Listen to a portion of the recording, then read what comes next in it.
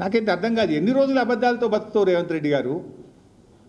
తెలంగాణకు పట్టిన అబద్ధాల వైరస్ ఈ రేవంత్ రెడ్డి.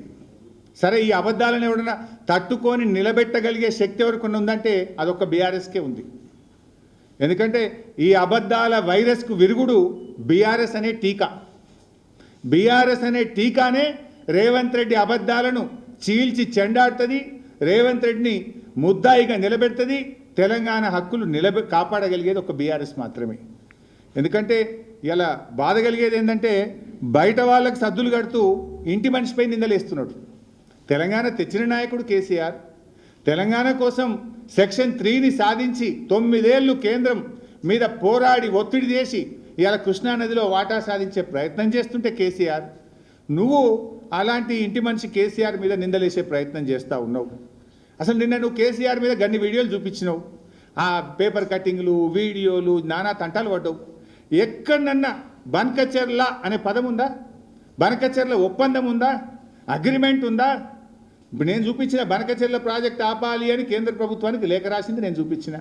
వరదలో 1950 టీఎంసీలు మా లెక్క అని కేసీఆర్ రాసిన లేఖ నేను చూపించిన.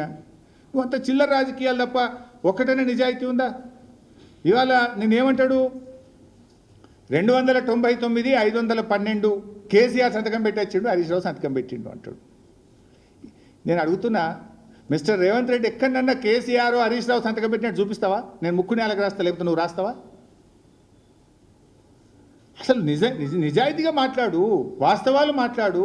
శాశ్వత ఒప్పందం చేసుకున్నారట. ఆయన్నే నిన్న ఇంకో మాట అంటాడు, గోదావరి నదిలో తెలంగాణకు మా కాంగ్రెస్ ప్రభుత్వం 968 టీఎంసీల నీళ్లు కేటాయించింది, 512 14 ఆంధ్రాకి ఇచ్చింది అని నిన్న మాట్లాడిండు. గోదావరిలో 968 మా కాంగ్రెస్ ఇచ్చిందని చెప్తున్నావు, మరి కృష్ణాలో కూడా 299 ఇచ్చి తెలంగాణ గొంతు కోసింది కూడా నీ కాంగ్రెస్ పార్టీని ఎందుకు చెప్పవు?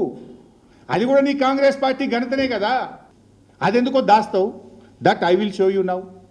నువ్వు ఆడ 968 చెప్పిన ఆ 968 కూడా ఇదే అనెక్సర్లో ఇదే 18/10/2013 నాడు పెట్టిన ఎజెండాలో ఉంది భాగమే.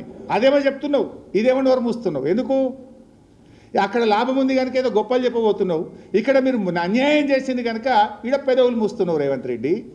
ఈ 299 కాంగ్రెస్ పార్టీ పెట్టిన రాచపుండు కాదు. అయినా బీఆర్ఎస్ పార్టీ వ్యూహాత్మకంగా వ్యవహరించింది. కేసీఆర్ గారు పోరాటం చేసి సెక్షన్ 3 సాధించిండు.